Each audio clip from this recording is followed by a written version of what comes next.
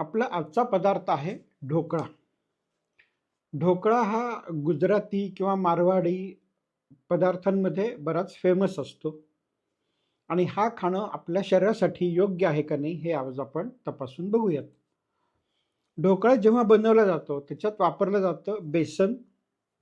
हे बेसनच्या जे पीठ आहे ते वाफवलं जातं. बेसनचा काहीही प्रॉब्लेम नाही आहे. बेसनमध्ये जी डाळ असते ती आपल्या शरीरासाठी चांगली असते.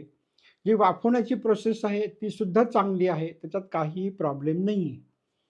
ह्याच्यामध्ये फक्त एकच इश्यू येतो, की त्याच्यावरती जे तेल घातलं जातं, त्याचं प्रमाण जर जास्त असेल तर तो प्रॉब्लेम ठरू शकतो.